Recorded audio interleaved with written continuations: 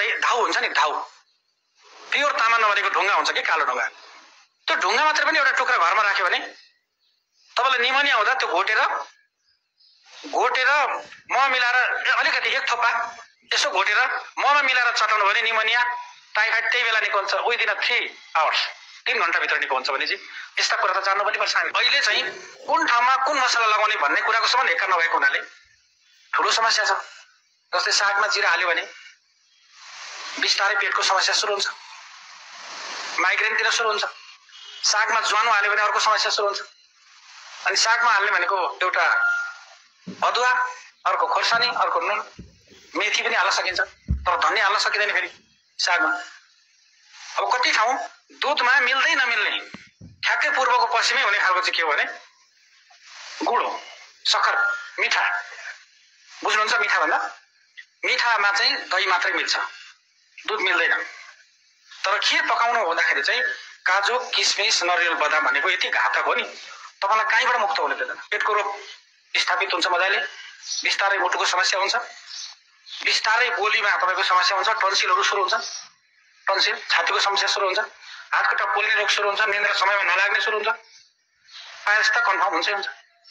खिर पकाउँदाखेरि मेथी भुटेर पिसेर मेथी हाल्न सकिन्छ, चिनी हाल्न सकिन्छ, घिउ हाल्न सकिन्छ, जायफल हाल्न सकिन्छ, बाँकी केही हाल्न सकिँदैन, त्यति हो।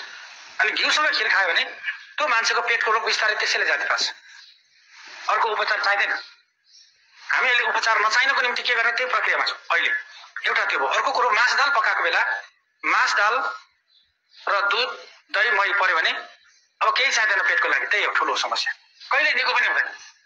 तर मास दाल फेरि घिउसँग खायो भने त्यसको पेटको रोग, एसिडिटी बढ्ने, तनाव हुने, राति राम्रो निद्रा, त्यहीबाट बिस्तारै निको हुँदै जान्छ, पावरफुल मान्छे बन्छ, चेतनशील बन्छ। तर त्यही मिसावटको कुरा मात्रै नमिलाउनु पर्यो हामीले, सामान्य कुरा एउटा त्यो हो। अर्को कुरा, आहार विहारमा समय विरुद्ध भोजन, अर्को कुन समयमा के खान मिल्ने, कुन समयमा नमिल्ने। बेलुका दही, बेलुका अमिलो, बेलुका तितो चिजहरू हानिकारक हुन्छ। दही, मही बेलुका धेरै हानिकारक हुन्छ, त्यसैबाट फ्याटी लिभर हुन्छ, त्यसैबाट माइग्रेन हुन्छ, त्यसबाट कफ हुन्छ, त्यसबाट घुर्ने हुन्छ, अनेक रोगहरू स्थापित हुन्छ। तर बिहान दही अमृत बराबर हुन्छ। त्यसकारण हाम्रा पुर्खाहरूले चलाएको चलन के छ भने दहीमा न्युट्रिसनको भ्यालु अत्यन्त हाई हुने भएकोले, त्यो न्युट्रिसन मेन्टेन दहीबाटै हुने भएकोले, प्रोटिन युक्त हुने भएकोले यात्रा गर्ने बेलामा दहीको सगुन दिने चलन छ। साइत गर्दा यसले पुरै आफूले सोचेको ठाउँ पनि पार गरोस्, डाँडा काँडा सबै पार गरेर जाओस्, आफ्नो गन्तव्यमा पुगोस्, त्यो बेला मलाई थकावट नहोस्, तिर्खा नलागोस्, शारीरिक आलस्यता पनि नहोस्, यसले पानी खोज्दै विभिन्न ठाउँ घुम्नु पनि नपरोस् भनेर हिँड्ने बेलामा दही खुवाएर हिँडाउने चलन।